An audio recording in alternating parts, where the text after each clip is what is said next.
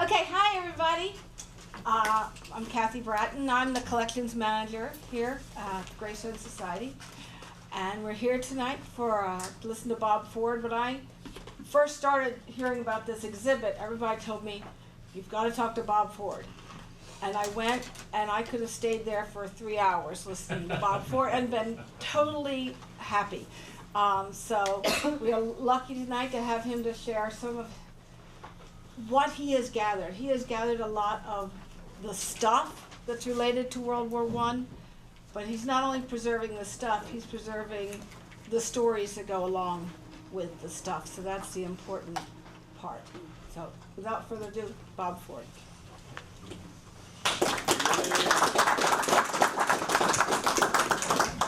I hope nobody looks at my notes. Somebody said, how do you get into this? Well, I want to give all the credit to my beloved wife, and everybody knows me. For my Rotary buddies come out, I appreciate it. But to collect, you got to be a little nutty.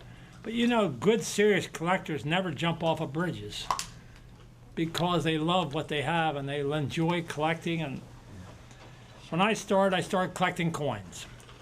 Of course, as a kid, you went and got $10 worth of pennies. Of course, I had to borrow $10 to get the pennies, then took them back. And you would pick out the S's and the D's, and you started that way.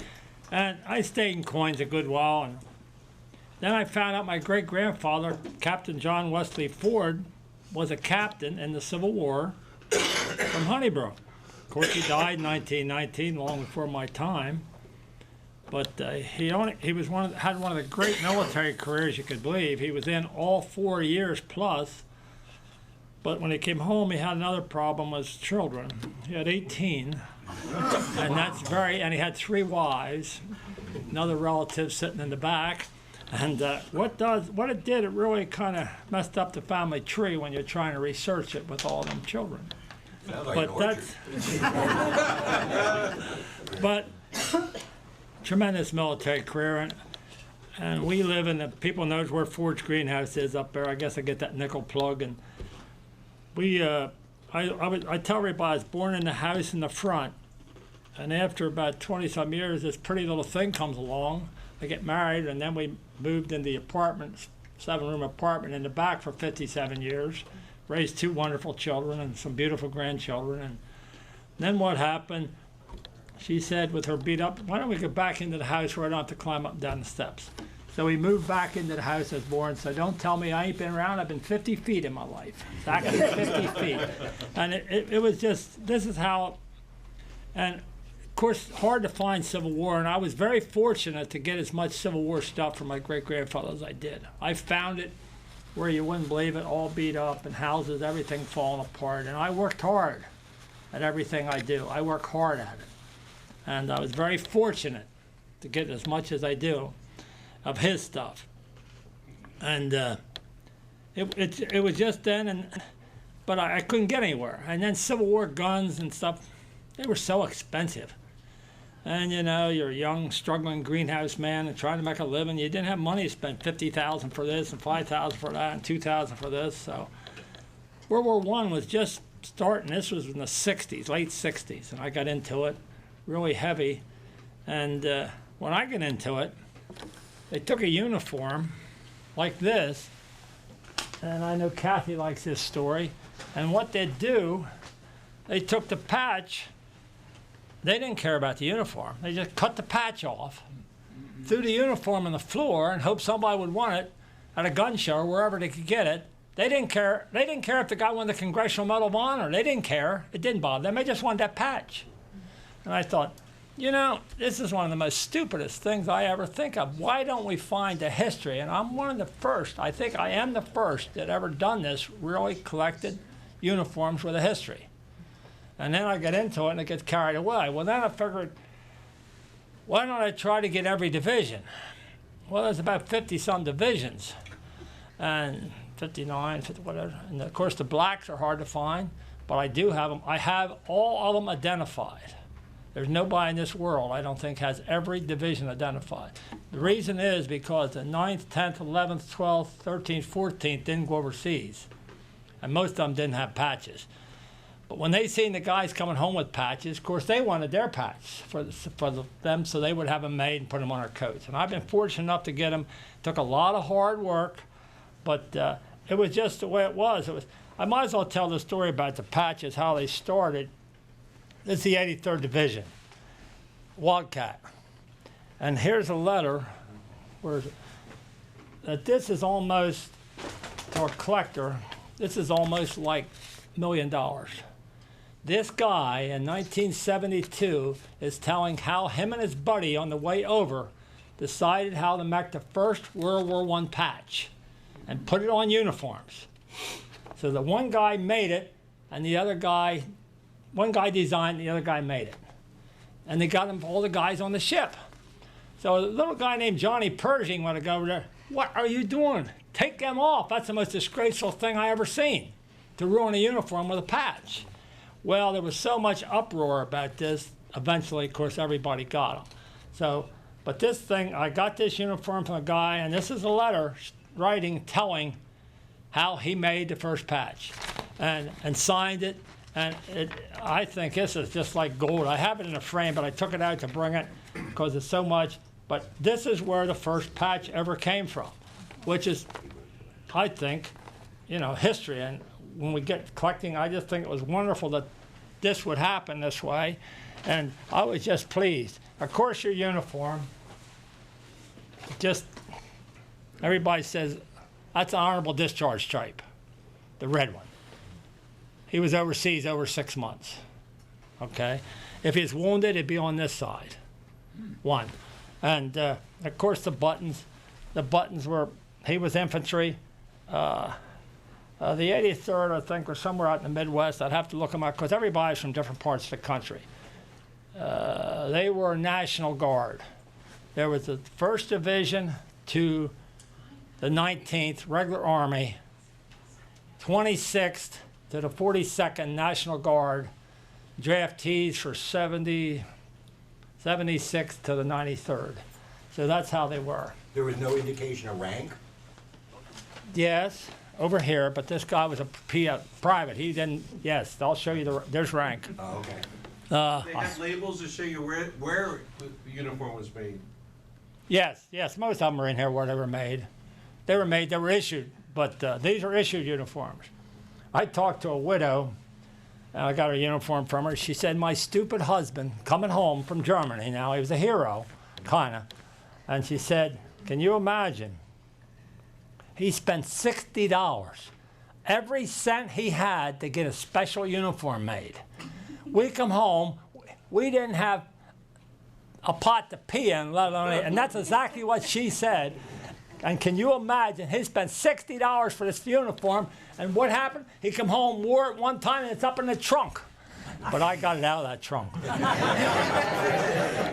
But that was the thing. And that's the thing. I dealt with so many veterans back in the 70s and 80s. And like I said, if I had told her earlier, my wife, I mean, it takes time to go places and visit people and talk to people and write them. 1 month I wrote 100 letters. Wow. I just know, and you should see my letter writing. Skip, I would have never made any of the academies because I just wrote. Somebody told me when you give a talk, don't try to be somebody else. Just whoever, what ain't you want to be. Well, don't be something you ain't. That's the way I want to say it. And that's the way to be. I always am that way. Somebody said, well, maybe they won't like it. Well, then they don't like it. But I mean, what am I going to be? Somebody else? I graduated from carpenter shop in Coastal High School.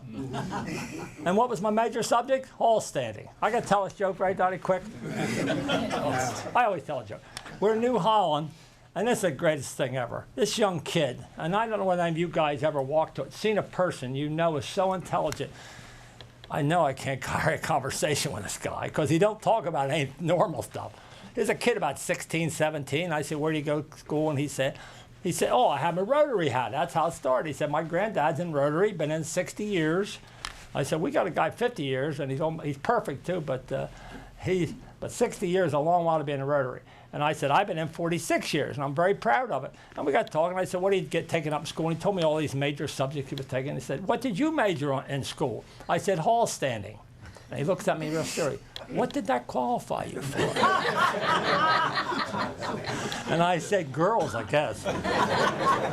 But that's the story. It was just so much fun and I'll show you the different uniforms we go. I see how I started. I forgot to tell this. I found this later, Kathy. We have a local guy out there that's already on display from Coatesville. This is George Lesher. I don't know anybody from Coatesville knows George. He lived, if you come out 13th Avenue and go straight across, that's where he lived. That's where I got this uniform from him, 1980s. Now the Marines were kind of, when they came home, they all got new uniforms, as you can see, and they never wore them. And look how nice they are. And of course, George overseas, he wasn't the 2nd Division. They didn't get there till September, October of 1918, this outfit. And there was a guy named Smedley D. Butler took him over. Now I'll show you Smedley, but you can see what he had. I got all his stuff, and I got pictures at home. I got a lot of stuff for him, but that's a beautiful uniform. You know, Joe Moth didn't get in there. Joe Moth's a bad guy for uniforms. I'll show you what Joe Moth can do to a uniform. And here's Vic Likens, worked in Lukens all his life. I call him Uncle Vic. And him and George were really great friends over there. They were in the same outfit together. So it's just, you know, everybody and different things. It was kind of wonderful. Of course, the hat. This hat, you'll see how you can tell if you see a picture in World War I, they're wearing this hat. They didn't go overseas in that hat. They wore this hat, overseas hat. Where is it? This. If you see them coming home, they wore this hat, the overseas hat. This is the hat they wore before they went over. Now, of course, George had this, and the Marines were proud. I kind of thought I looked a little bit like Clint or somebody, but I didn't. But you know, it's a nice hat, and it's taken care of. I have this on a dress form at home, but I was going to show you Smedley Butler's.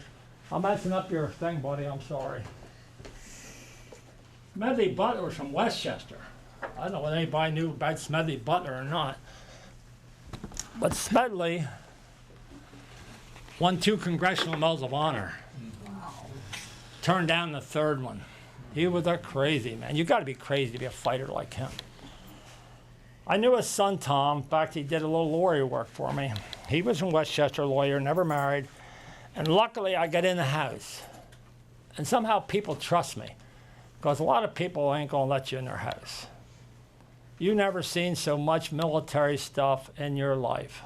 Every flag is hanging on this big house, on all the banisters, everywhere. Stuff everywhere. Here's his sword. Here's his Congressional Medal of Honor just laying there. I'm thinking, oh God, something's gonna happen to them things. Well, what happened, I guess Mrs. had gave stuff to the Marines in 1930s, right after he died, 1940s. Goblet set. And somehow they got lost at Quantico. She went down to see him and they couldn't find him.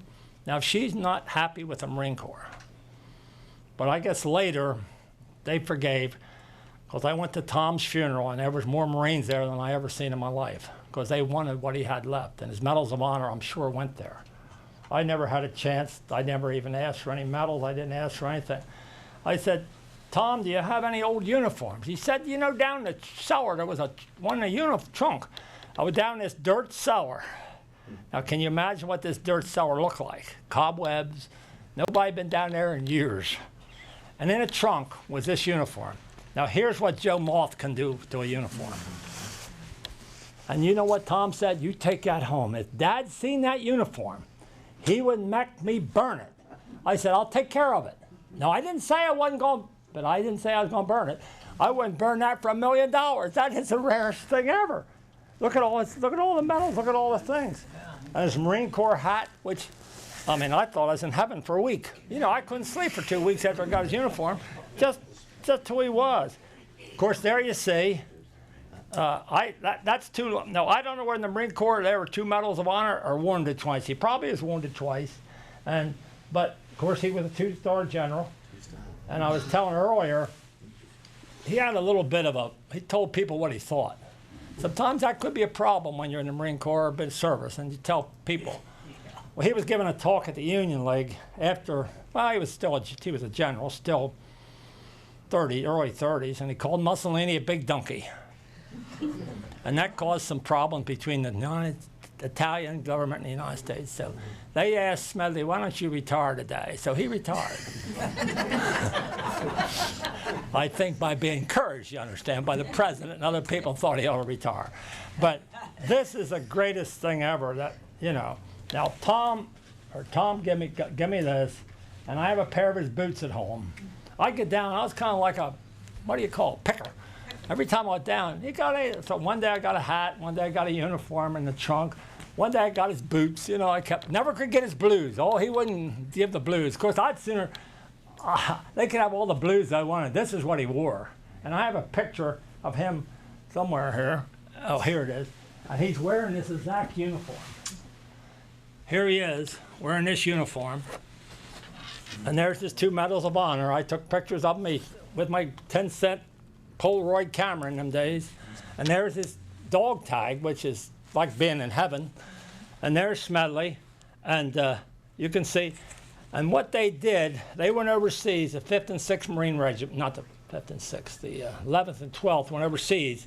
5th and 6th were the fighting. They fought with the 1st Division.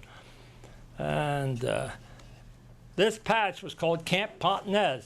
What they built the duck boards there in France, so when the soldiers come home, they didn't have to walk in the mud, they walk on these boards. Smedley was not happy about that assignment, but that's what happened. That's what he took over, because he wanted to go over the fighting unit. Of course, he'd have been 40-some years old at the time, I guess, and he didn't go over. But I think Veracruz and Haiti's where he got his 2 medals of honor. If you know anything about history, every time we got in a skirmish, we sent the Marines in to straighten them out. And we just straightened everybody out. And that's what happened. And he was in that. But, you know, I think he was what do they call him, a gimpy eye or something? They said he was very different and very tough. But, you know, if anybody got questions, holler. I don't know whether I know the answer. But it's, to these people, I mean, you know, he was, if me and my wife went down to the Marine Corps League in Oxford, wasn't it, this winter? And they thought that, they think Smedley Butler's God, if you're a Marine.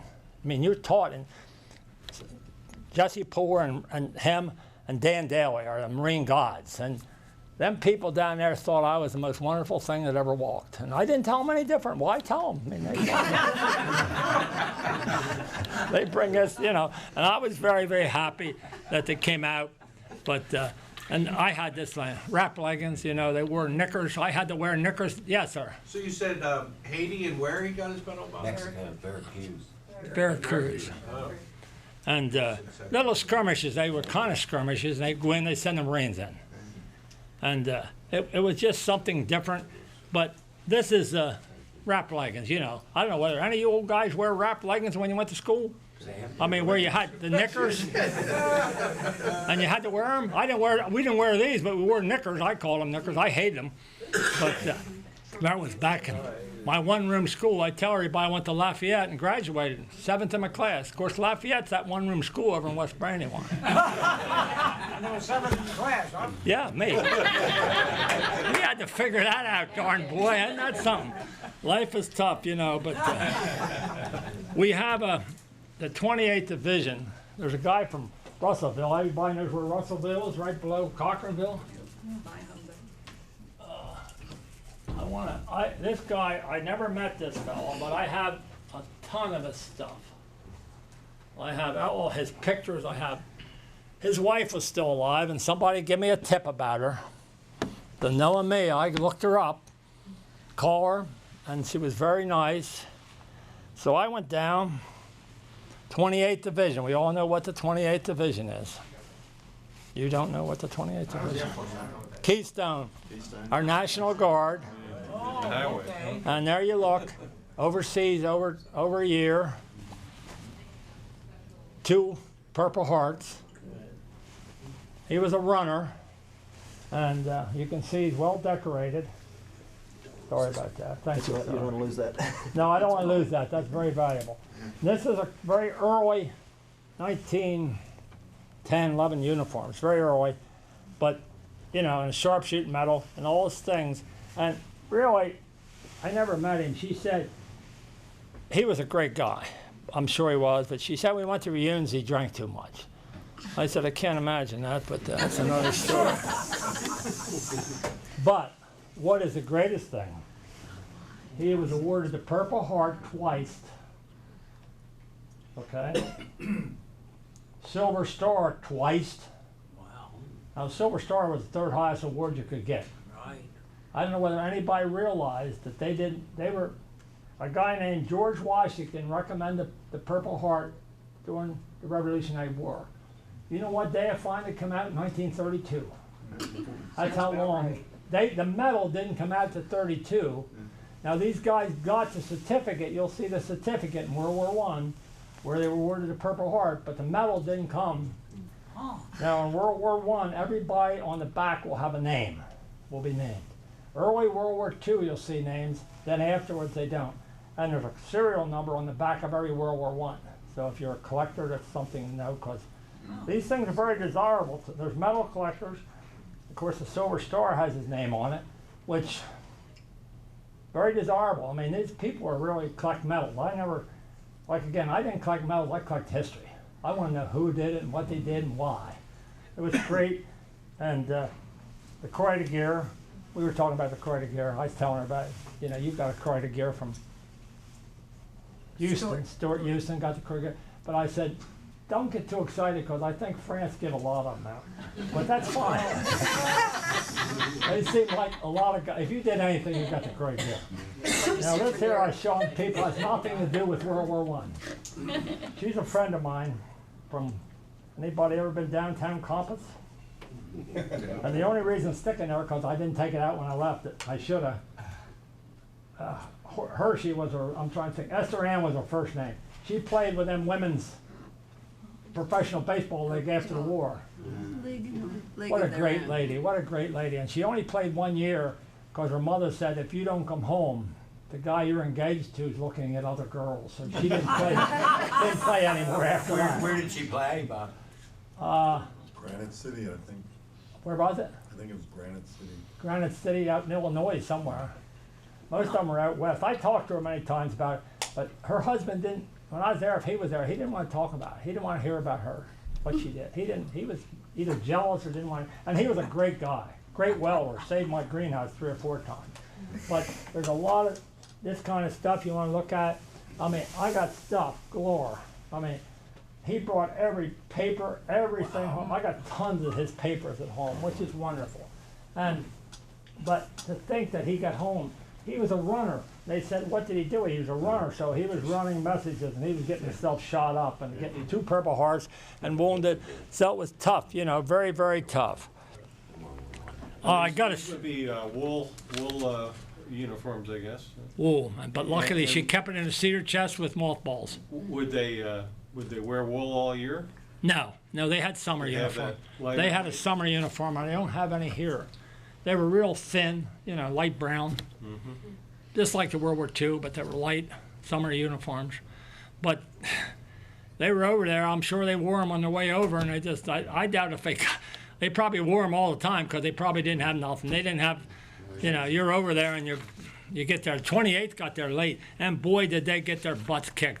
65% casualties in his company, in his regiment.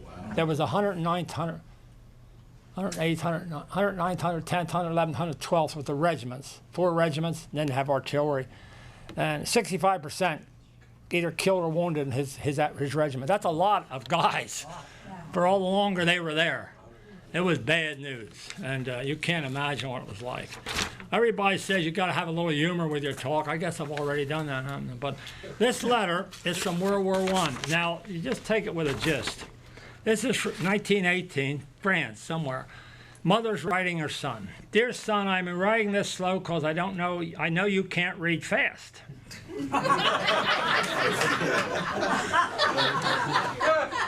We don't live where we did when you left. Your dad read in the paper where most accidents happen within 20 miles of home, so he moved.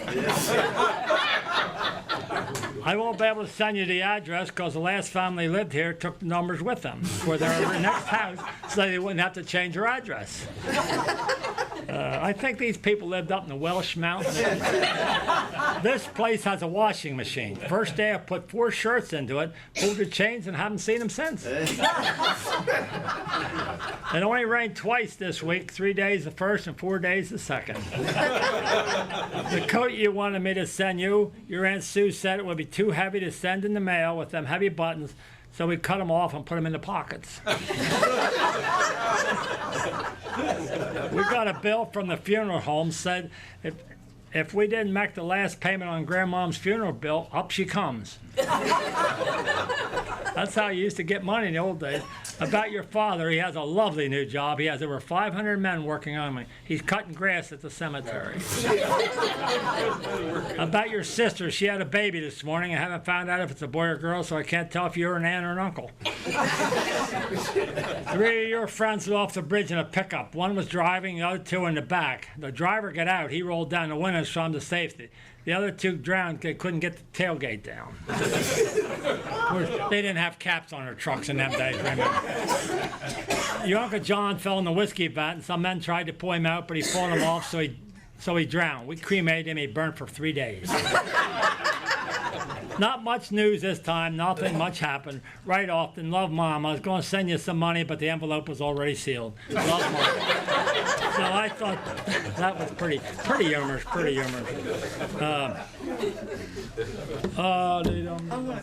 Okay, Hayes Fitzmar, Jack Dalton. I think a lot of people here know Jack Dalton. He was a dentist. Did his father own the garage in West End? Yes. Right there in Strode Avenue. All you guys should know him. This is Hayes Fitzmar. Hayes Fitzmar is Jack Dalton's father-in-law. Now, I like patches because this is a beautiful patch. 40th Division, National Guard. It's just a beautiful sunrise patch, but it's a beautiful bullion patch. See, that's what them guys that collect patches love. Boy, they want that. They'll cut that thing off so fast. Of course, he was overseas, and National Guard outfit. But Jack, I asked Jack one time, he said, yeah, my father-in-law, do you want that? Of course, I went like crazy, and I was happy to get it because it's the only 40th Division I have, and it was identified, and that's what I want.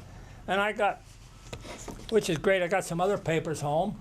There's a copy of his no, that's the real discharge. And there's the other enlistment paper. These are original, which is great. He was 19 years old at the time. Nope. Hayes Fitzmar, my dad talked a lot about it. He was a taxidermist too, and he was a great taxidermist, and he was a great hunter. I mean, he's one of them guys shot 54 buck or something every time I heard my dad talking about it. I got 54 buck and you only got one a year, and he must have shot them every day. I don't know. But this was another uniform it's just a regular wool uniform, your overseas hat. Joe in there a little bit. See him in there? A little bit of Joe holes. But that ain't bad. I seen them so bad that they fell apart. So that was local boy. Let's see who else I have here. They weren't made to order, so were there only certain sizes? You didn't look like Robert Redford in them. Let's just you didn't look like Robert Redford was. You were kind of sloppy, and it didn't change much. And especially us 4F, but if I'd have went in, you know what I'd have got? I'd have got something like this or something, I mean, you get what they had, and that's the way it was. And it was tough, John Pershing, if anybody knows John Pershing, went over, he really helped end the war. He took charge. He was complete charge of everybody in World War I. He went over, and it seems like some of our great heroes had tragedy. His wife and kids were all killed in I think a train crash. Before this happened. Now, a friend of mine said, I found a letter from some general, would you be interested? Well, of course, who is he? Some Pershing. And it's the history, now this is a little before World War I, it's the Spanish-American War. I got more photos of it. This guy was going up San Juan Hill with, we know, Teddy Roosevelt and the Rough Riders and everybody else, but Teddy got all the publicity. He's talking, he was a captain at this time going up San Juan Hill too. John Pershing, the famous John Pershing, was a captain in 1898. And he's going up there and he's writing this guy's wife to tell him that he marked the grave and helped bury him. And he wanted to offer his condolences. And if anything he could do, write me. And, handwritten letters from John Pershing aren't floating around everywhere, but one's in Bob Ford's museum. So I think, and everybody said, well, this has not, but it does have a lot to do with World War I, because John Pershing was a commanding general in World War I. So I thought it was kind of interesting that we got that. So, but it's stuff that you find, it's just, you're always looking for something. Famous people I met, oh gosh. This is where the wife does wonderful again. Do you realize to meet famous people, you got to go places because they don't live in Brandywine Manor. Has anybody ever been to Brandywine Manor? It's a lovely place up the road. I seen in the newspaper, a dear lady, a friend of mine died, and it said, was from Brandywine Manor. I thought, one of our church people, I said, that's a good thing. So I said, why don't they put Bob Ford was from Brandywine Manor? I can say Coatesville too, but Brandywine, because I'm proud to be from Coatesville. But I had at one time, about 1972, of all the World War, there was 95 Congressional Medal of Honor winners or award, however you want to call them, in World War I. And then I think years later they give a few more awards out. And what they did, this guy, Donald Call, was in the Tank Corps. There was only 2 Congressional Medal of Honors were in the Tank Corps. The other guy got killed. So I write this guy a letter, and don't he answer it? I wrote 22 letters to 22 congressional, 3 of them answered. I got them all on the wall. I got them all framed on the wall. I think, this is history. 22 living Medal of Honor? At that time. When was that? About 1972 or 69, 72, 69, somewhere in there. I think it was 72. And they were still alive. Eddie Rickenbacker was still alive. We'll talk about him a little later. But Donald Call was a very good-looking guy. I think what helped the most, he was in the florist industry, and when I said I had a greenhouse, helped. Well, he lived in Washington, D.C. Now, Bob Ford's not very good at driving to Washington, D.C., even then. But anybody got together and we went down. Well, Donald Call first was in the ambulance corps, same as your relative. Stuart Houston was in the ambulance when they were overseas. Now, he was in earlier than Stuart was. But they went over and they helped the French, and that's what he did. What they were usually people from a good family with a little money. They wanted experience. I don't say that's for your relatives, but that's the way they did. They went over and they served, and they got themselves killed too, because that's what happened. But here's pictures. Of course, the sad part, he didn't have his uniform anymore. He gave me his patch. If my daughter was here, she'd be ashamed of me. I got a copy up at when he was in the ambulance service. That's the real copy. And that's me and him. My wife said, that's the dumbest, my daughter said, that's the dumbest looking sweater. You went the whole way to Washington wearing that stupid looking sweater. Well, I said it was warm, and I got a necktie. I even have a necktie on. That's something I don't usually wear. And he treated me just like a son. He was the greatest man. And one day he called me up years later, well, not that many years, and he said, Bob, New England accent, Bob, pasta call for quad, like that. He said, Historical Museum at Valley Forge, help me people. Foundation. Huh? Freedom Foundation wanted his Medal of Honor. They had don't ask me why, she was a nun and she was working hard to get all the Medal of Honor she could down there. And the sad part, I just read in the paper a few weeks before, somebody stole 3 out, from inside out. And that happens. And he said, what do you think Bob ought to do? Well, you have a son, Donald Call, and you have 3 other sons. I think it ought to stay in the family. And if they don't want it, there's a guy up in Brandywine Manor would be honored to have it. And that's as far as it went. But I never heard any more, and then he passed away. But we got to be great friends, and I have letters from him and different things. He gave me stuff. I have it hanging on the wall. I have his a canteen he took from a German prisoner. I have his belt and a few other trinkets that I kept. And I put everything in frames like that. I know they're not fancy, but, of course, I'm just am what I am. How did they decide on the patch design for that one? The triangle. You know who did that patch?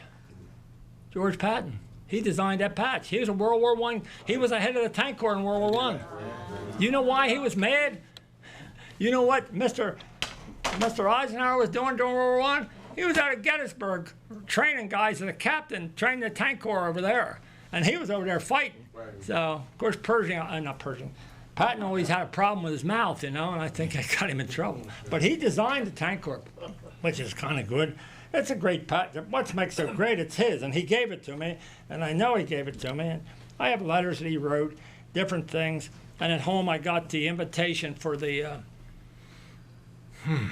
Reagan.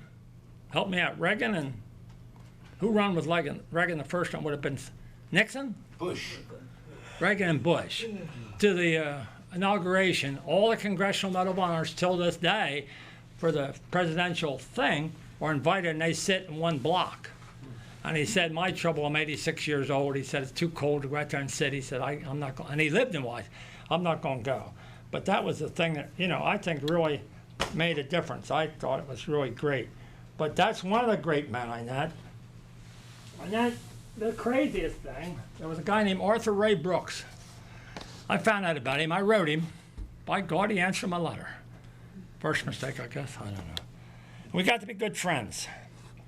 He lived in Summit, New Jersey. I have never been in Summit, New Jersey in my life. You're not missing anything. Well, that ain't so bad. I went up by myself on a Sunday morning, the blessed thing ever, thank you, Lord, because I got lost. He told me where to get off, and I ended up in Patterson. And I'm going up the back road, I end up in Newark. Have you ever been in Newark, New Jersey on a Sunday morning? The only God's sake, there was an Episcopal church just letting out. I was so lost, I didn't have a clue where I was. I said to this gentleman in his big Mercedes, because the church was in a bad part of town. He said, well, you go up here, go up here. I said, I'm not with you. He said, follow me. And he took me up and got me on the road, and I got up to meet this guy. It was great. This guy's name was Arthur Ray Brooks, and I did finally get up there. And boy, when I went home, I stayed on the right road. But I went up by myself. A great experience. It shows me holding the tape. I'm sitting here somewhere. Well, there, he's autographing it. No doubt, one of these somewhere, wherever it is. I had a letter from him. He wrote a lot of letters to me. I mean, he was very famous because his plane's in Smithsonian yet. And he was very well known and very famous. And a book, he was on the front of this aviation book, and he autographed it to Bob Ford and tells me all the kind things. So I taped him. So one day, not too long after, here's me taping him right there. And one day he called me and said, I want you to do me a favor, Bob. What do you need? That tape, could you copy that tape and mail it to me? Maxwell Air Force Base wants a tape of me talking about my experiences. So I taped it and sent it to him. So in the Air Force Museum, Maxwell Air is my tape of Ray Brooks, which I think is a great honor to be that way. And Ray was the last ace to die. And he had 8 planes. 2 years later, some crazy senator said, I don't think them guys got all them victories. Now, these guys are old, 80-some-year-old men. They're going, he wants to take some of the victories away from Ray. Ray was crying on the phone. I said, Ray, they ain't going to let it happen. I guarantee I will get so many votes and so many people will fight it. Then nothing ever came up, and they never did take his victory. How could you? He said, I shot 3 planes down and didn't get credit for. Back then, when you shot a plane in World War I, you had to go on the ground and get somebody to sign the paper that you did it. Is that bull crap? They said that crazy Rickenbacker was running on his motorcycle all the time to the front. That's what they said. I mean, you know, when you talk to a lot of people and a lot of different people you talk to, it's just unbelievable who I talked to. There was a guy named George Vaughan. I talked to him. He shot 13 German planes down. And he sent me pictures and autographed signature letters, full-page letters. I have at home. I just can't imagine. There was another guy. The first ace was Douglas Campbell. He flew with Eddie Rickenbacker. He had 6 victories before anybody else in America. I think some of the guys flew with a foreign, but the first American guy to shoot was Doug Campbell. He answered every letter I wrote him. Sent me autographed pictures. Oh, I got it here somewhere. Over here, excuse me, camera. Which, you know, to me, I know it don't mean much to a lot of people. It says to Bob Ford from Lieutenant Douglas Campbell. I mean, this is great stuff to me. And I think, I just think there's Eddie Rickenbacker standing beside him. And Marr was he was another ace. So there was two guys, which I thought were, you know, great Americans. I have a friend, lived in Rosemont. Back, he lived in Happy Rockefeller's house where she was raised. Of course, you know, Happy Rockefeller married Nelson, help me, Rockefeller. Right? Am I right? Yeah. Nelson Rockefeller. And she lived in this house when she was young. Of course, she was from that area. And then Nelson remarried her later. And at the funeral over at the Springton Manor, which Miss Marjorie Knowlton owned, her niece, Bartol, I'm sorry, Miss Bartol, thank you. Since her niece was this lady. Rockefeller, Mrs. Rockefeller. And she was vice president at the time of this funeral.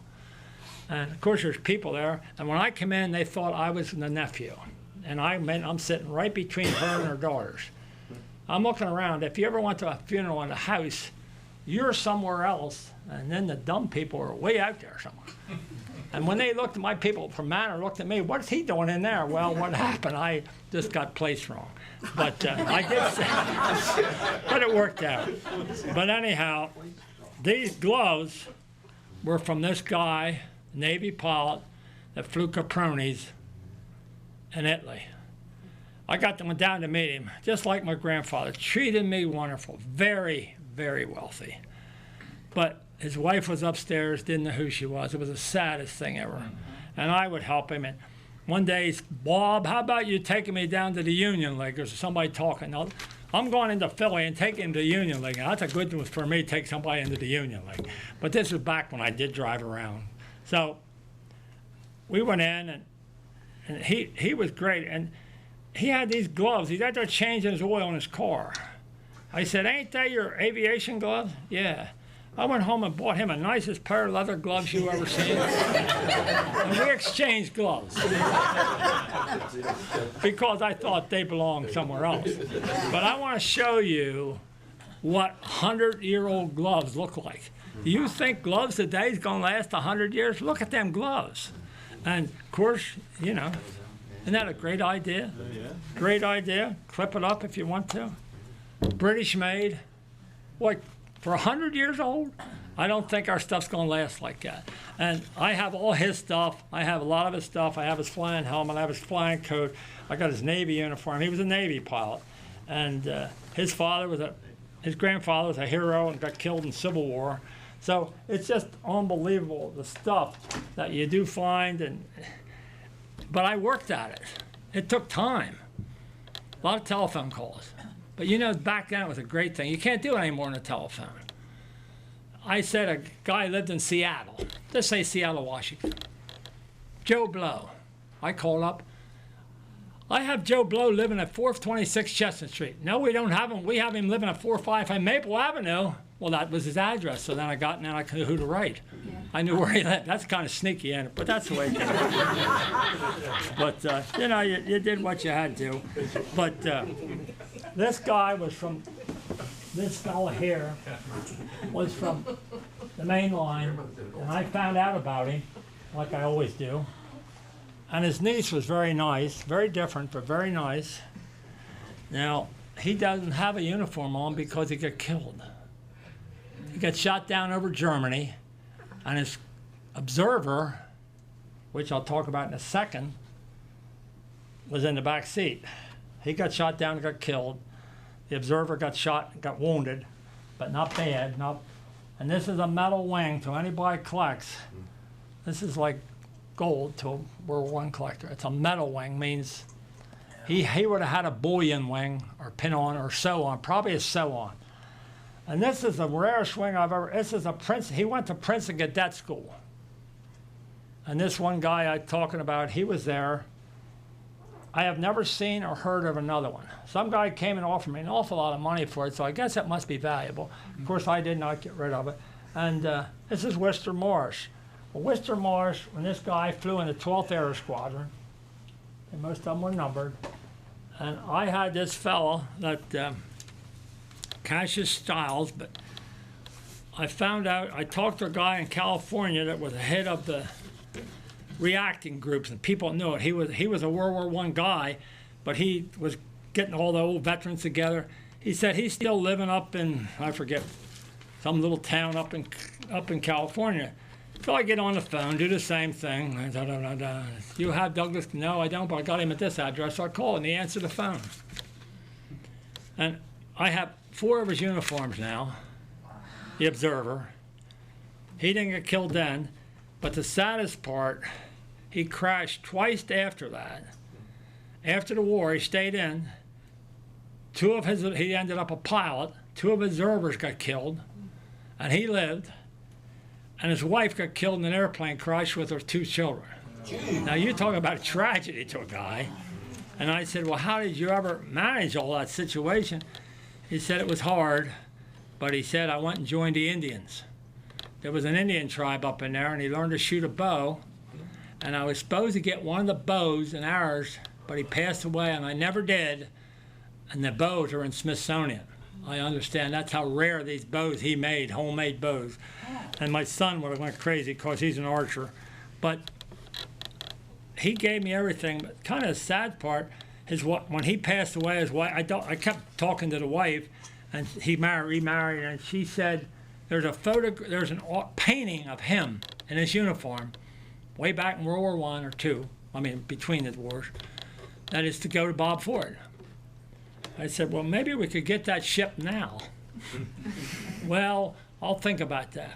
Well, then she died, and of course it didn't happen. But luckily, to get the uniforms I have that he had, of course, my wife said, why don't you jump on a plane and fly out? Well, it was not as easy to do with the business and stuff, so I didn't. But I have a friend who lived in Oakland, and that's where he lived up in that area, and he went and got the uniforms for me and shipped them all home. But the painting was still in the house. Then when she died, I called the lawyer, and he don't know anything about that painting. Isn't that odd? But that's another story. I said, on the back, don't it say to Bob Ford? We don't know anything about any painting. But we won't go into that any further. So you know what happened to the painting. Somebody took it home. But that's the way. That's what happens to people. But he was great. It was just the people I met. It's so wonderful. It's just. And I do something now. My wife says I'm kind of dumb, I guess. We go out to eat. That's one of our biggest vices now. I take her out to eat. We go up New Holland. Every time I see a guy with a World War II hat or any hat, I just go up and say thank you. And you do that. You people do that, and you watch the smile on their face. We owe them. We owe every one of them. And I think it's a great honor to do that. This one guy's in there all the time. He gets up to shake my hand now. He wears his hat, though, and he's so proud. I'm so proud of him that he would do that. But where's Haybreaker? Over here. This guy was from Lancaster County, which is not too far away. He won the Distinguished Service Cross in the 79th Division. Remember the helmet you have over there? That's his helmet. So I was very fortunate. I found out about him, and I went up, and I visited her, and she's a very nice lady. I got everything except the DSC. I got the miniature. And the sad part, which I think, I tried to talk to her, but she was sending to a 10-year-old kid out in Arizona. And I often wonder whatever happened to the original medal. I said, you ought to keep everything together or do it. Don't split them up. Well, you can have everything, but don't, you can have the medal I wore at all the banquets. She wore the miniature. And I said, and dog tags and everything. And there's the cross they wore, papers, everything. And of course the 79th Cross of the Rain patch. 79th was over a very short time, but he got the Distinguished Service Cross for what he did. I have it wrote there, but This is the original. Now, they're hard to find the original. There was 2 awards. There was 2 of them, 2 Distinguished Service Crosses. There's one bigger than this. And I said, what are you going to do with them big things? You going to send them to California? No, she said, what I wish I could get done was somebody could take them and make miniatures copies for me. I'll volunteer. You're a generous guy, Bob. So I took them and we got this professional photographer, photographed them for me. And she has small photos of them, and I have the original. But they should stay with the coat. That's where they should be. And I'm sorry about the Distinguished Service Cross. Now, I have two pilots. One pilot and an observer, Distinguished Service Crosses, which is, should be happy. And I couldn't bring everything along, of course. But Mr. over here says, Mr. Knowledge, what Coach says, what the world, where'd you keep them all? Well, and everybody said, what you going to do with them? Well, I don't know, but I sure do enjoy going talking about them. And I enjoy them. And well, Bill's been in. I have, 100 and some uniforms, and all identified. Yes. When did they go from the round ID tag to the longer ones? Somewhere after World War I. Somewhere in fact, before World War I, they were bigger. Right. They were bigger. I would say somewhere in the 30s. I'm just guessing. I don't know. Because I didn't collect between the wars much. But it's just the thing, how they did it and different things. But Is your collecting limited to World War I? well, I collect World War II too. You know we have an ace in Coatesville. Everybody know we have a World War II ace? Huh? You don't know? Kirk John shot 5 German planes down. Oh, Kirk John, really? Great, you never know. I played ball. He looked like he jumped till he starts telling me his stories. He looked like he's scared. Yes. What plane did he fly? P-51s. Wow. I have his uniform to get married in, and I don't have any of his medals. He's still alive. He lives at Tallahassee right now. Me and him went on 2 or 3 talks together. I took him, I don't remember, I took him to the Rotary Club a couple times, and he talked. And he kept saying, I forget things. You ought to hear him. He don't forget nothing. He's 96 years old. He's telling about the crash and how this and how he got shot down. And he said the most dangerous things was flying over airdromes, other German airdromes. He said he did not like escorting bombers. He didn't like that job. But he loved that other job. They were trains and trucks and blow them up. And he went over this air base and he said he's seen this, he called a gold ball of fire coming up. It went right between his legs. Now think about this. And hit the oil line. Of course, it shot oil all over him. He got it to 5,000 feet. It shut off. He crash landed in a Belgian field. And this little girl came out and took him, got him back to the lines. He did 37 missions after that. Wow. So they were up a lot, you know. But he's very. In fact, the Downingtown parade here a few years ago, I took Smithy Butler's overcoat and wore that and his hat, and he was dressed up as him. And I was kind of disappointed because they had a ceremony after not one person up there mentioned him. I thought that was kind of nice. I mean, this guy's an ace. I mean, I don't know of any other Chester County aces, and great gentleman, just unbelievable that. You know, of course, black soldiers also. There's black soldiers, 92nd, 93rd Division. I know I went to, and you know I forgot their names. Isn't that awful? I went to see one, but I didn't see. I seen his wife in Parksburg. He ended up a colonel of the 92nd, and he was supposed to be the first black general, and he didn't make it, and he was very frustrated about it. He didn't want to talk to. He wouldn't let me go to the Vets Hospital and talk to him. But when he passed away, his second wife was much younger, and she said, I got a shotgun if you want to buy that, so I bought the shotgun, but it wasn't what really I was looking for. But, you know, what's this? World War One? Yeah, he's in World War I. Wow.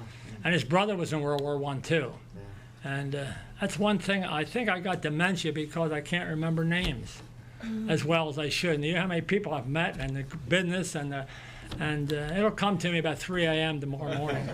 But yes. How many division uniforms did you get finally? From all of them? I got every division. Well, there's 52. Division. You did? There's 52 divisions. I have them all. You did get them. Okay. All identified. That's the hard part. A lot of guys say, oh, I got 25 of that 79, but they don't belong to anybody. They're just uniforms. I went to history. I want to know who he did. What did he do?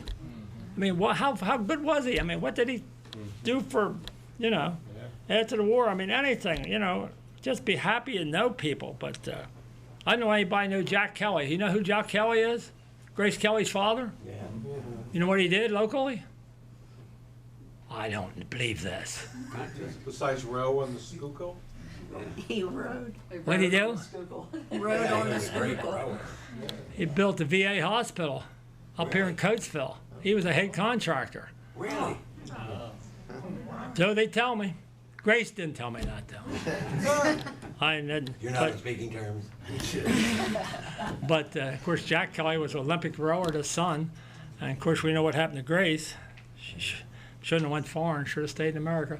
But that's another story. But Did all the local enlistees ship out from Philly, or were they get sent no, up to New York, mostly New York. Mostly New York. They came back to New York. And it was tough, It was a very fast war, really. We got, like, the 28th Division probably got over there in, I don't know, June? Real late. Now, there was guys over there in 17, because this one guy I have, this one ace, he was over there in 17, but he didn't shoot any planes down until 18, May of 18. Part of Lafayette Escadrille, or? No. Lafayette Escadrille was the original American guys early that flew with the French. Right. There was 40 some Americans. Then there was Lafayette Flying Corps, which was more. Now, I've interviewed them guys. Now, to get them uniforms is, I tried, because I have, I think, 35 or 40 pilot uniforms from World War I, and observers. The observer, of course, is the O wing. And then, see the wing here's got U.S. in it. 1919, they took the U.S. out. It said it was something about, not in it, whatever word you want to use, some fancy word, that it didn't fit in. It's not anti-Christian or some crazy thing. They took the U.S. out. And it's still out to this day. If you look at the wings World War II, if you collect wings or whatever, see, people just collect stuff like that, which is good. That's fine, but, I kind of like the history, and I don't know. Yeah. Can you give us a quick overview on the balloon pilots? Yeah, I'm sorry. I didn't bring any balloon pilots, and I should have. I'm probably talked too long now. There was a guy called, okay, come on, 40. He was from Titusville, Pennsylvania. Anyhow, he's the only one killed jumping out of a burning balloon. Balloon Corps was unbelievable, scary when you think about it. They didn't practice. They had no parachutes. What do you mean they had no parachutes? How can you jump out? The pilots did not have parachutes. Germans had them. There was a guy some guy tried to write the Germans and get parachutes, buy one, but that didn't work. But this guy in the Balloon Corps, what he did, they would go up, and they were observers, is what they were. They were up in a little basket, and there was a cone. Now, you take these cones along the road, only they were, cloth or more wooden, and they stuffed the parachute down in there, and they hooked you up to it. And you climbed into the basket on the ground. Then you went up. And then you jumped if somebody shot you. Okay? Now here's the bad problem. Once they jumped out, you hope they open. You didn't practice because you know practice. So them as soon as they hit, a bullet would hit, it would catch on fire. The helium would set it on fire. And then down. And there was a guy named Frank Luke. He shot 17 planes and mostly balloons. He was nuts. In fact, I went to see a guy in Smyrna, Delaware that was a balloon guy that went up in the balloon, Joe Fox. I have his autographs at home, and he gave me his picture, and he has his little folder I have of him. He had no uniform. Lived down there by himself. I drove to Smyrna, which is a long drive for me. But I went down and talked to him, and what a great thing about Joe was, nicest guy in the world. It seemed like all these guys were wonderful to me. And he gave me, not oysters, but he gave me one of them things. What are they? They're kind of gritty. You eat them. Clams. Huh? Clams. Yeah. Muscle. I don't know, whatever, but they were good. Anyhow, and he couldn't hear. He was stone deaf. So he said, come on down. Well, I get there, I knock on the door. Of course, he don't hear me. I'll go out of the house. He's sitting in the house. I'm climbing on the window, beating on, so he finally lets him in. And he told the story about him and Smith was his pilot. There were always two men went up together. And they shot the balloon. They had to jump. And he said, I thought, first time, am I going to break my legs? Coming down, there's a lake. I'm not going to break my legs because you can imagine all this heavy gear. I'm going to drown. He said he landed on the bank of the lake. But I said, what was it like? He said, it's kind of scary when you never practice and you just jump out and hope the chute comes with you. But the guy from Titusville, Pennsylvania, Curtis Ross is his last name. Wasn't Curtis, but say Ross was his last name. He was the only one killed jumping out of a burning balloon. Hudnick, in fact, I called him. You know how crazy I am. Hudnick, you might have heard of him, Hudnick Perfume Company. That was his people. And when I first called him, he didn't want to talk to me. I said, sir, this means a lot to me. Because I'm from Pennsylvania, and I let on I was a real close friend of Mr. Ross. And he said, well, okay, I'll tell you what happened. He said, he told me to jump first.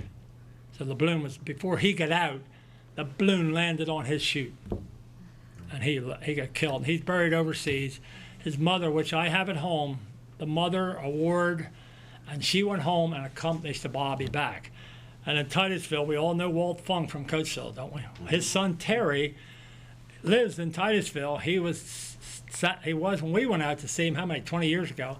I think he was a principal in the high school. And then I think he ended up superintendent of school. He was just in at Easter with his mother a few weeks ago, he was there. And very good. And I always kid him a lot, and this has nothing to do with it, but Walt Funk cut me. Of course, going to one-room school, you don't play much basketball. We never had one. But I went out when I was a senior. And I was the last one cut, and he cut me. And, of course, that year they went on to the state championship final game and lost. That's the reason. But but anyhow, I always thought, Walt, you cut the last of the White Hope. Every time he came in the greenhouse, I said, Walt, walking into the funeral of Walt Funk, which we were great friends that latter years, great guy. And I come walking in, Terry said, here comes the last of the White Hope.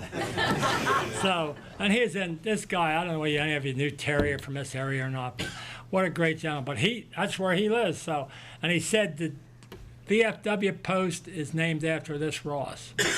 Cleo Ross. There it comes. It only takes a while. His name was Cleo Ross, and I have pictures of him. And I got original pictures of his grave. The French were big for burying and then have all the flowers and have all this thing all around the grave where they buried him and stuff like that. Of course, Teddy Roosevelt's son, Quentin, was in the 95th Air Squadron, shot down and killed.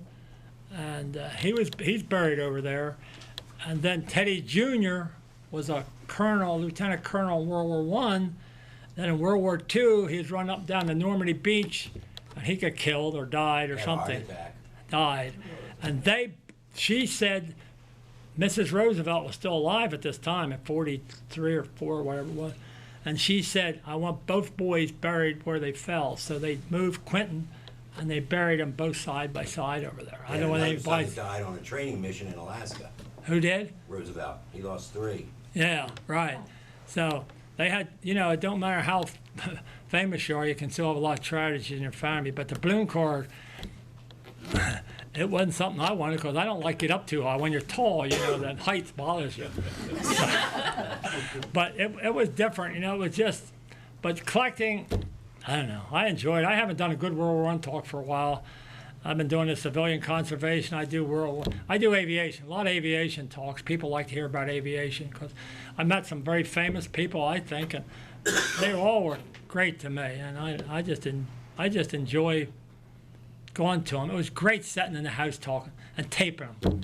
I taped them. I tape them all, and have my tape in Maxwell. I'm just dumb old country boy up there, But it just feels great that, that what I did was something different. And people now all over the United States know who I am because I started this trend of collecting with history. And now it's a lot more, and I thought, well, it makes a lot of sense. Somebody said, well, how'd you get them? Well, you had to buy some. You begged for some. And you got them however way you could. You know, you didn't steal any, you didn't go in at night and get them. But you know, it's just however you can. Like, when people find out and see how interested you are, I talked to, out at Carlisle. I've talked at a historical place there once. I've talked to Valley Forge a couple places. I've been to a lot of places. They never heard me before, so they never invited me back, but that was all. But, it's fun. If there's any other questions, I'll be glad you can come up and look at them. I'll be glad to tell you anything. But you can see the tailor-made uniforms, how quality they were. All officers had tailor-mades, though. They weren't going to get them crude. Well, they could have them in combat, though. They could wear them. But it's just whatever you like, and it's to keep stuff. And what are you going to do with it? That's a good question. Civil War is no problem. My great-grandfather, my son is, and he has 2 sons named Ford. So that's no problem. I'll stay in the family forever. I don't know what to do with all of it. Bill asked me the other day in Rotary, there's a lot of people want them, real bad. You won't leave them to a museum? Or? Well, that's a good question. I've had some very disappointing experiences with museum. Smithsonian, 500 items were stolen out of Smithsonian 1 year by the curator. Things like this happens. I mean, this is the only problem. If somewhere in Coatesville, if somebody gets some money and gets somewhere, even a room, I would be honored to donate stuff to it. Like this, only a really somewhere, maybe 25 uniforms, especially all the local Pennsylvania guys, like Kaufman and like, you know, all these guys. Like he's from Radnor.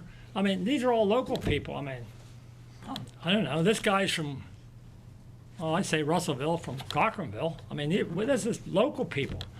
But, you know, I'd be glad to do something. But I want to make sure that it ain't going to be sold in 5 years from now. That's the only problem. Yeah, that's a big problem. So, whatever.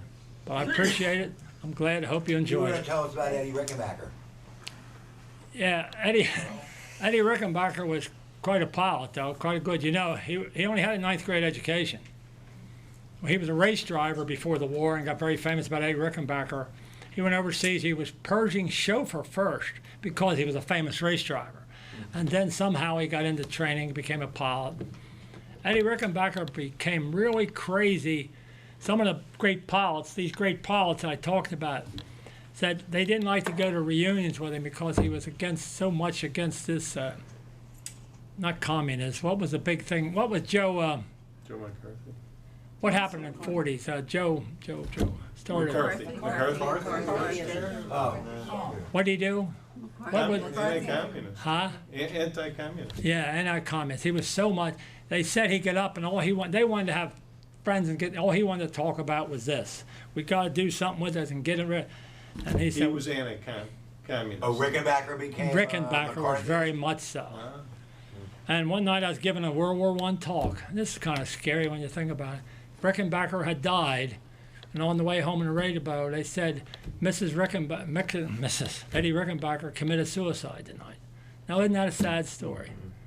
But, you know, life is tough. And he was, you know, of course, he was president of Eastern Airline. I mean, Eddie done very well financially and everything. And he would, you know, he would have people go up. I knew a guy took his high school boys from like Haverford school down there, high school, and they went up and he met with them. I mean, he was good that way. I'm sure he met with them and was great, very famous. I heard guys had his uniforms, but, you know, people would say, Eddie, give me this, or, you know, and really didn't. You know, people for money, people do anything for $1, so. I guess I'm kind of crazy what I collect, but I know what I got, and nobody believes it. It's the way it is. Have you ever heard of Frank Buckles? Who? Frank Buckles? I heard of him, but I believe he was the last World War I. oh, he's a guy from down in West Virginia. Yes, I have a picture of him dying in the paper. I have it over there, up there. Yep, he was quite old. He went in with 14. He was only 14 when he went in, or 15. I think he was actually a merchant marine First. and got captured and spent 4 years in,